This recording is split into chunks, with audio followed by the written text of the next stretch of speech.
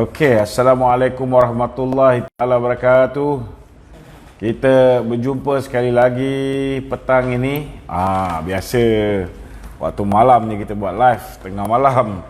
InsyaAllah ini hari ada sedikit masa dan kita boleh bersoal jawab kepada penonton-penonton di rumah. Kalau ada soalan-soalan, bolehlah tulis di ruang komen dan sahabat-sahabat kita yang ada hari ini akan menyampaikan soalan itu kepada saya.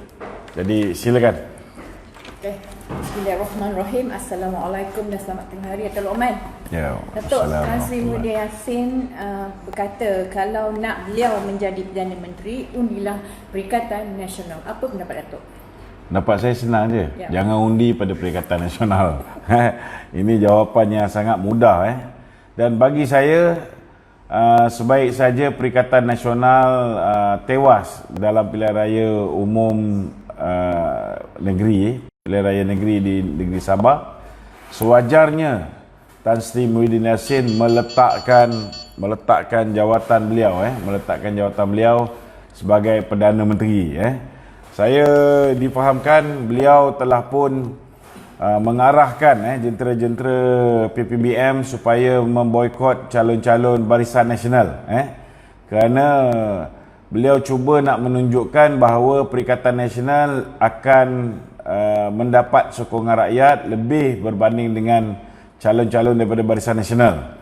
Jadi saya menyeru kepada rakyat negeri Sabah, tolong pastikan anda memberikan sokongan padu kepada semua 42 ahli parlimen, calon-calon Dewan Undangan Negeri daripada Barisan Nasional, dan di tempat-tempat yang tempat-tempat yang tidak ada calon daripada Barisan Nasional buat masa ni saya nampak sebaik-baiknya undi diberikan kepada calon-calon yang bukan daripada Perikatan Nasional. Ini penting kerana ini akan memastikan bahawa calon-calon Barisan Nasional, dan kita nak pastikan bahawa hasrat Muhyiddin untuk melihat calon-calon PPBM menang lebih banyak kursi berbanding dengan UMNO akan gagal. Dan sekaligus kita akan melihat bahawa kedudukan Muhyiddin sebagai Perdana Menteri akan seolah-olah menjadi seperti telur di hujung tanduk. Saya nak beritahu dengan Muhyiddin, rakyat Malaysia tak boleh terima dia. Kebanyakan daripada rakyat Malaysia tidak boleh terima dia, kecuali geng-geng bersatu mungkin nakkan dia jadi Perdana Menteri, geng-geng pejuang mungkin nakkan dia jadi Perdana Menteri, geng-geng yang nak melihat supaya kerajaan Perikatan Nasional ini jatuh dengan menggunakan isu-isu yang dipalitkan ke atas Muhyiddin, macam contohnya macam SD Stanley Paul, suami kepada Nikaji. Orang macam ni semua nakkan Muhyiddin kekal jadi Perdana Menteri supaya boleh digunakan isu-isu ni ke atas Muhyiddin. Orang yang nak menggunakan isu penglibatan Muhyiddin dengan projek-projek YTL, penglibatan Muhyiddin dengan Vincent Tan yang baru-baru ni sudah pun ada isu besar tentang penglibatan syarikat yang dimiliki oleh Vincent Tan, yang hari ini sudah mendapat perhatian DOJ. Dulu bukan main lagi. Dia orang ni berusaha untuk memfitnah Datuk Seri Najib. Hari ini Vincent Tan juga adalah salah satu individu yang sedang di dalam penyiasatan oleh pihak DOJ, dan bila-bila masa mungkin akan didakwa. Dan kita juga tak lupa individu-individu yang nak menggunakan isu bagaimana tanah di Johor dijual oleh Muhyiddin ketika dia menjadi Menteri Besar. Banyak tanah-tanah yang dijual kepada Singapura. Mereka juga mahu Muhyiddin kekal menjadi Perdana Menteri supaya mudah untuk mereka lingkupkan kerajaan Perikatan Nasional. Jadi itu sebabnya rakyat Sabah, tolong pastikan kita tolak semua calon daripada Bersatu. Supaya Muhyiddin tak boleh claim bahawa kemenangan di Sabah disebabkan oleh pengaruh dan populariti beliau. Saya nak beritahu UMNO di Sabah hari ini pun sudah pun bergerak seolah-olah bergerak sendiri selepas Muhyiddin menikam belakang BN dengan mengumumkan Hazizi sebagai calon Ketua Menteri di Sabah. Dan walaupun ada pihak-pihak yang cuba menafikan, tetapi apabila Azmin Ali turun ke Sabah, sekali lagi Azmin Ali mengesahkan bahawa Hazizi akan menjadi calon Ketua Menteri sekiranya Perikatan Nasional menang di Sabah. Jadi saya nak minta supaya sahabat-sahabat kita boikot calon-calon daripada Perikatan Nasional, dan jangan sekali-sekali kita bagi undi kita kepada calon-calon daripada Warisan pula. Kena ingat, lepas pilihan raya ni, percayalah cakap saya, sekiranya Warisan mendapat jumlah undi yang besar ataupun jumlah kursi yang besar, dia akan bergabung dengan parti yang dimiliki oleh Muhyiddin, PPBM.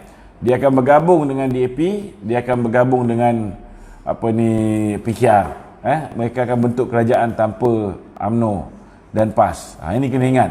Itu sebab ahli-ahli PAS, ahli-ahli UMNO seluruh negeri Sabah berikan undi hanya kepada calon Barisan Nasional. Kalau tempat tu tidak ada calon Barisan Nasional, maka berikan undi kepada calon selain daripada parti PPBM dan juga parti Warisan. Nak bagi pada parti Cinta Sabah ke, nak bagi pada USNO ke, nak bagi pada mana-mana parti, itu terpulang pada tuan-tuan. Saya tidak mahu campur urusan pilihan tuan-tuan, kecuali saya nak menyeru supaya tuan-tuan berikan undi kepada calon Barisan Nasional. So yang pasti PRN ke-16 kali ini, yang pengundi di Sabah mengundilah Barisan Nasional, InsyaAllah. So satu lagi Tok Tan Sri Muhyiddin mengatakan mahu UMNO tewas di Sabah bagi memenuhi desakan daripada UMNO. Macam sekarang ni ketika mereka berada di ground, mereka telah membuat kempen bisik-bisik supaya ahli-ahli PPBM boikot calon-calon daripada BN.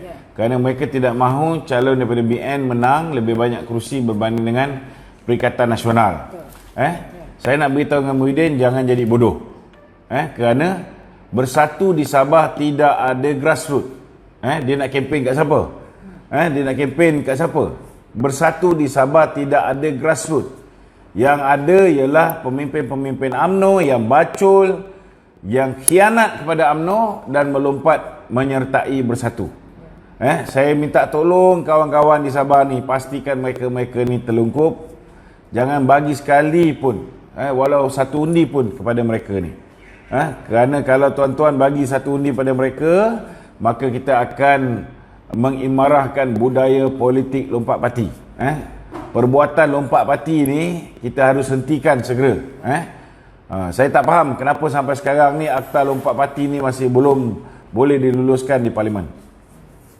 Okey Tok, ini soalan mungkin kedengaran dia agak panas lah bagi segelintir orang. Mengapa Datuk mengeluarkan kenyataan bahawa PRN Sabah titik tolak run-up-nya UMNO? Apa pendapat Datuk? Ini memang panas Tok. Okey, ini realiti yang kena diterima. Pertama sekali, bila kita gagal meletakkan calon di semua 73 kawasan Dewan Undangan Negeri di Sabah, maka orang tidak nampak kita ni serius untuk memerintah negeri Sabah. Dan lebih memudaratkan apabila sebuah parti yang dipimpin oleh bekas menteri daripada UMNO juga, Musa Aman, Hanifah Aman, meletakkan calon di 72 kursi. So nampak seolah-olah macam parti Cinta Sabah ni lebih bersedia berbanding dengan UMNO. Dan tindakan Musa Aman ni dan tidak dinafikan juga, beliau juga boleh dilihat sebagai seorang tokoh yang berwibawa untuk diangkat menjadi Ketua Menteri Sabah. Maka ini sedikit sebanyak akan memberikan kesan kepada keputusan pilihan raya. Saya yakin bahawa parti Musa Aman ni boleh memenangi, Hanifah Aman ni boleh memenangi jumlah kerusi yang agak signifikan, tapi tidak boleh membentuk kerajaan bersendirian.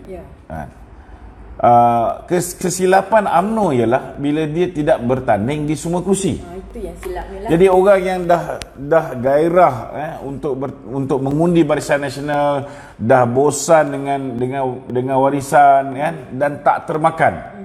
Ada setengah-setengah orang yang termakan dengan apa yang dipanggil sebagai slogan Sabah untuk Sabahan. Kan?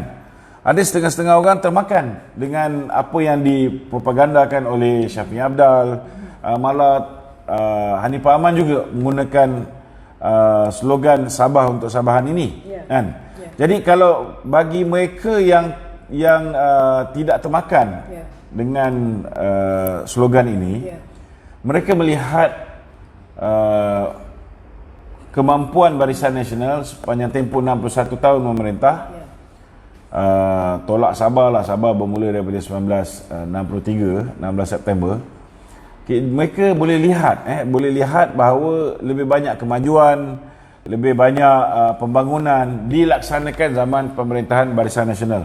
Jadi mereka ni tak ada masalah walaupun tak ada slogan Sabah untuk Sabahan, tetapi mereka masih lagi mahukan Barisan Nasional.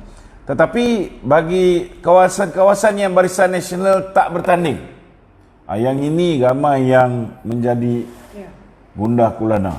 Mereka tak tahu nak undi siapa. Kan? Takkan nak bagi undi pada warisan. Kan? Ada setengah-setengah tempat memang warisan boleh dikatakan memang kubu dia, macam sempurna dan sebagainya. Tapi ada rakyat Sabah yang lain yang mahukan Barisan Nasional, tapi Barisan Nasional tidak ada. Maka mungkin mereka akan memberikan undi mereka kepada calon-calon daripada PCS ataupun Parti Cinta Malaysia, Parti Cinta Sabah. Dan ini akan menyebabkan saya menjangkakan dalam pilihan raya negeri ini ada kemungkinan besar akhirnya Barisan Nasional juga mungkin akan menang tipis, dan kemungkinan besar juga akan kalah tipis. Jadi saya menjangkakan ada kemungkinan besar akhirnya selepas pilihan raya negeri Sabah, mereka terpaksa membentuk kerajaan bersama dengan Parti Cinta Sabah. Kenapa saya berkata begitu? Kerana saya menjangkakan Parti Perikatan Nasional, PPBM khususnya, akan kalah teruk. Tetapi disebabkan mereka ada kerusi, maka mereka akan demand jawatan Ketua Menteri daripada Barisan Nasional. Kalau kita bagi pada mereka menjadi Ketua Menteri, maka seperti biasa apa yang berlaku hari ini, kita ada 42 kursi di peringkat federal. Muhyiddin hanya ada 7 kursi yang dia menangi, yang menyokong dia. Dia curi 16 daripada UMNO, dia curi 9 daripada PKR, dan akhirnya dia menuntut jawatan Perdana Menteri.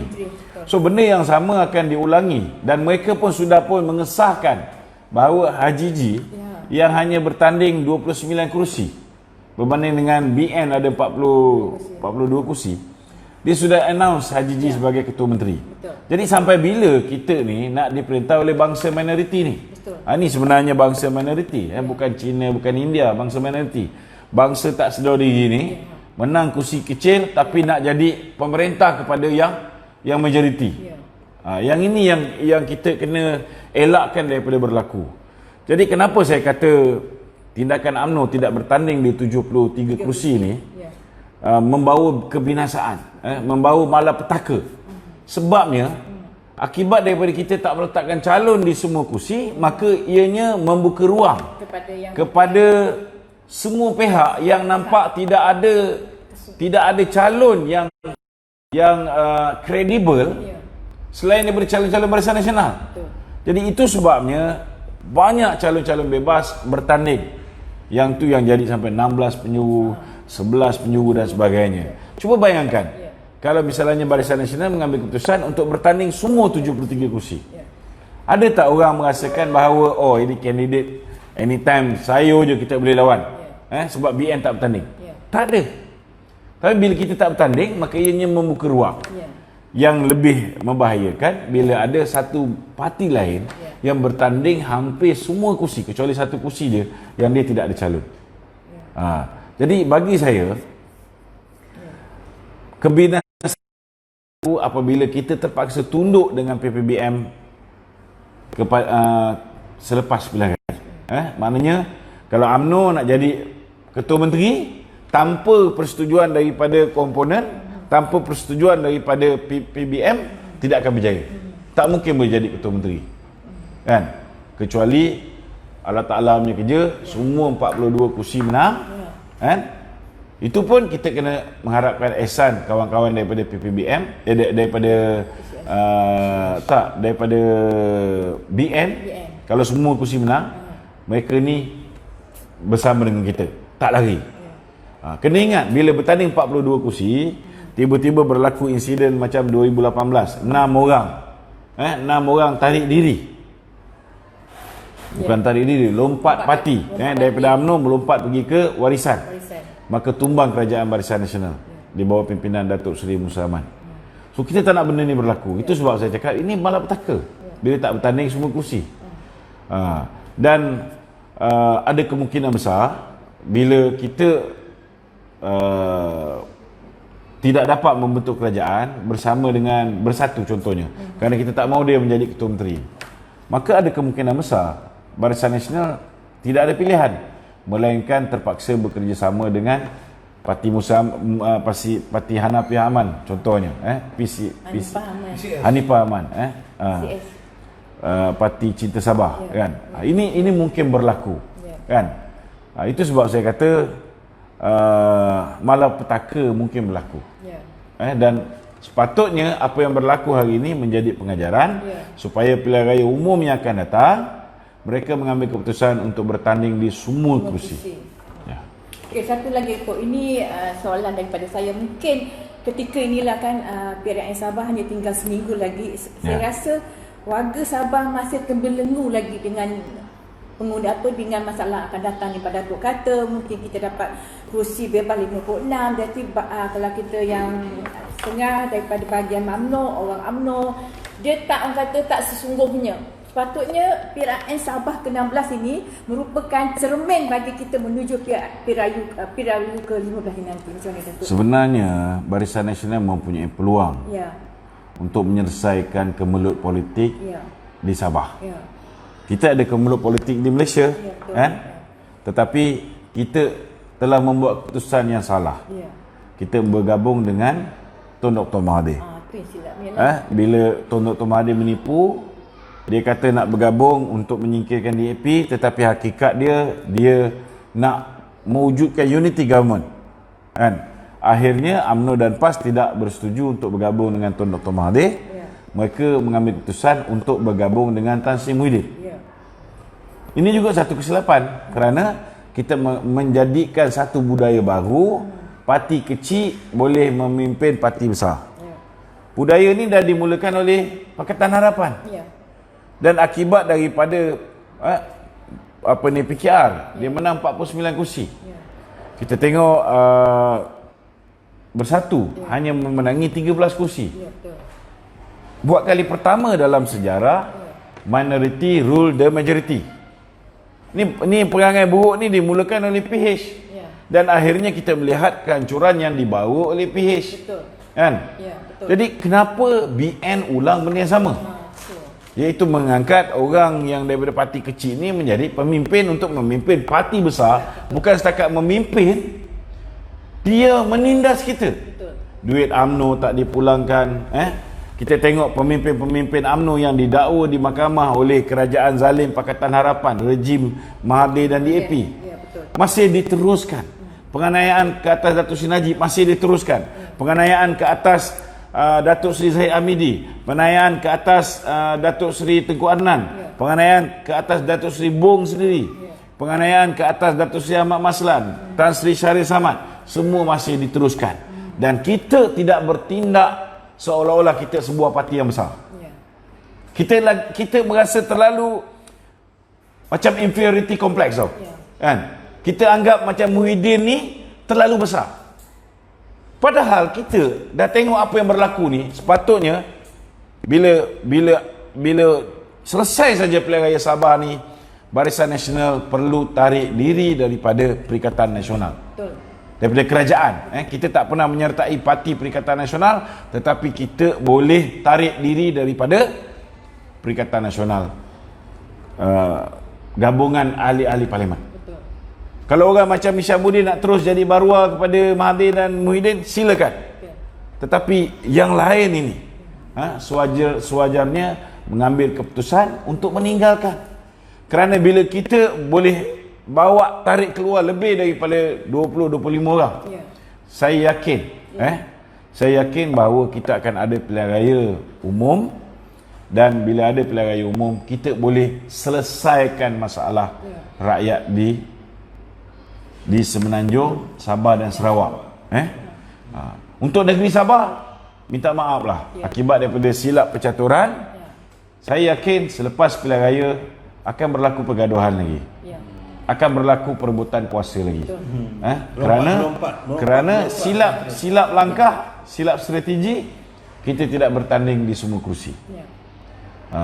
Kalau menang, BN menang sikit, PPBM menang sikit, Parti Cinta Sabah menang sikit, maka akan berlaku kerajaan campuran.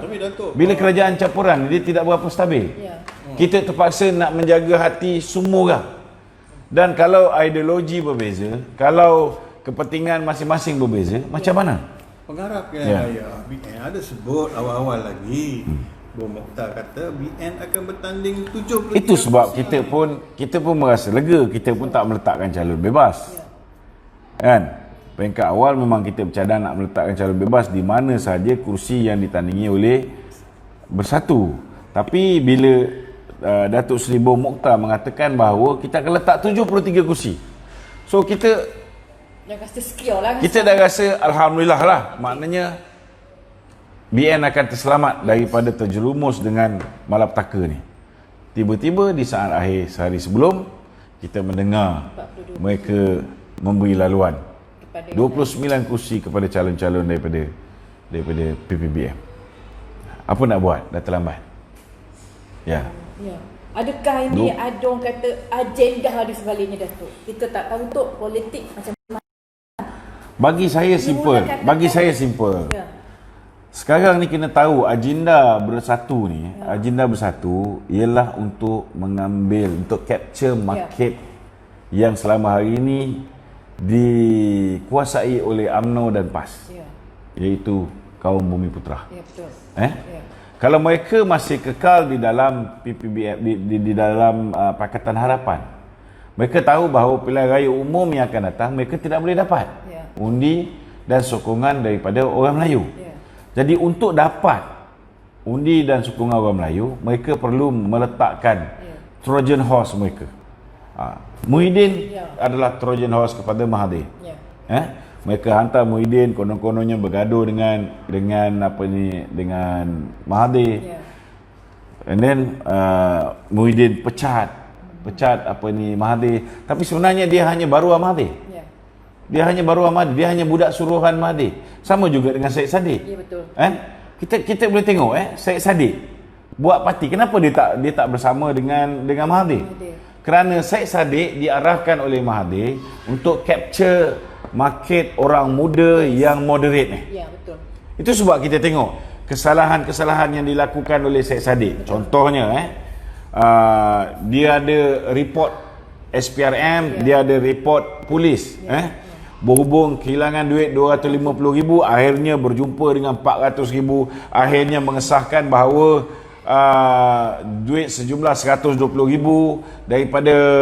daripada dana yang sepatutnya diberikan kepada usahawan-usahawan muda masuk ke dalam akaun peribadi dia.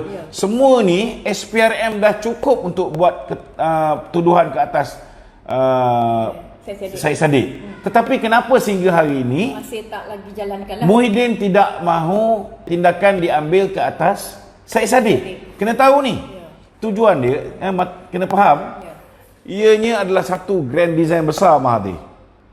Syed Saddiq adalah sebahagian daripada perancangan tersebut.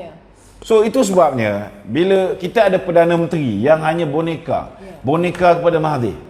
Mahathir kata jangan dakwa Syed Saddiq. Muhyiddin takkan berani sentuh Syed Saddiq.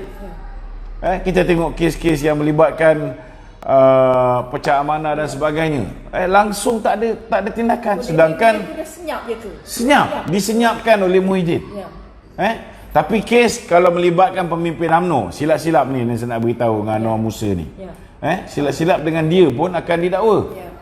Dia mungkin rasa selesa, tapi kita dapat maklumat. Fail semua dah mula bergerak.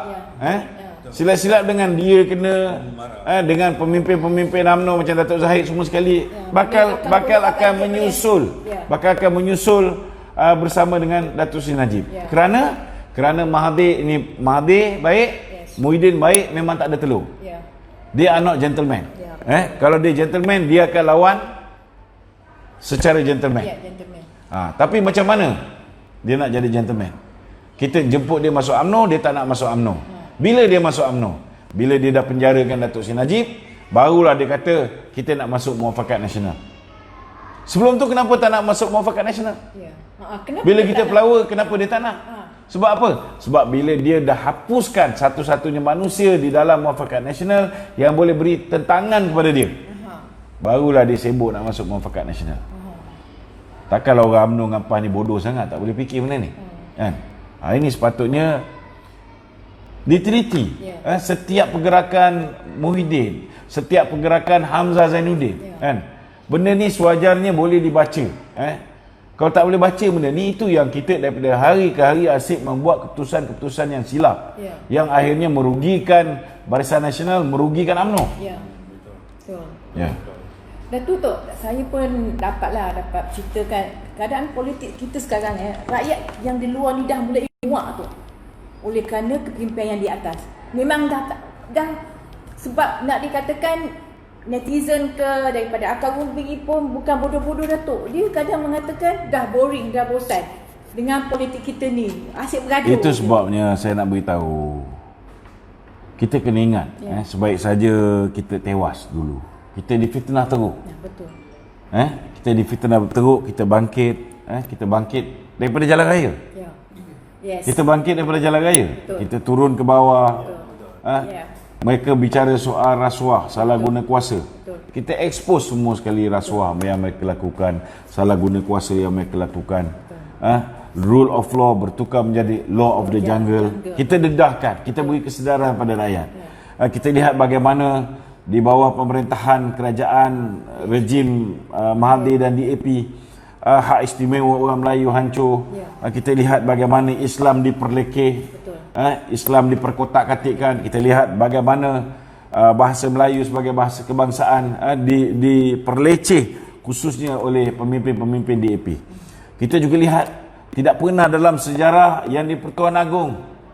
Yang di-Pertuan Agong pun lari. Kalau pelabur dah lari zaman Pakatan Harapan tu, memang kita tahulah. Mana taknya Doraemon yang diletakkan menjadi Menteri Kewangan. Sokong komunis, sokong cimpeng. Tetapi tak pernah kita jangkakan term ataupun tempoh 5 tahun Yang di-Pertuan Agong akhirnya jadi hanya 2 tahun. Yang di-Pertuan Agong Sultan Muhammad ke-5 pun lari. Tak mahu jadi Yang di-Pertuan Agong di bawah pemerintahan Pakatan Harapan. Itu pun kita buta lagi tak nampak ke? Jadi kita dah bangkitkan semangat ni. Macam Prof cakap tadi, kita ada ICERT, kita turun dalam perhimpunan ICERT, perhimpunan Penyatuan Ummah, beratus ribu rakyat berhimpun. Momentum dah cukup cantik. Kita menang 5 pilihan raya. Saya yakin kalau selepas Batu Sapi kita lihat orang India, orang Cina di Tanjung Piai, orang India, orang Cina pun dah tak percaya lagi dah dengan penipuan yang dilakukan oleh DAP. Kita punya peluang cukup cerah. Tiba-tiba bila Mahathir dah tersentak ke dinding, kita dah buat dia TKO, tiba-tiba ada pula makhluk yang pergi bagi oksigen dekat Mahathir. Masalahnya Dapat dia bernafas kejap, lepas tu oksigen ni disambungkan, bukan dipulangkan kepada kita. Disambungkan pula oksigen kepada Muhyiddin. Padahal ada nampak muka Muhyiddin di ISET? tak ada. Tak ada. Ya. Ada nampak muka Muhyiddin di Himpunan Penyatuan Ummah? Tak ada. Ada nampak muka Muhyiddin membela nasib orang-orang Melayu? Tak ada. Perhimpunan Bersih Muhyiddin ada? Ada. Betul lah? Ada. Bila penindasan dilakukan ke atas orang Islam, Muhyiddin ada? Ada. Siapa Menteri Dalam Negeri? Siapa Menteri Dalam Negeri ketika tu? Dia.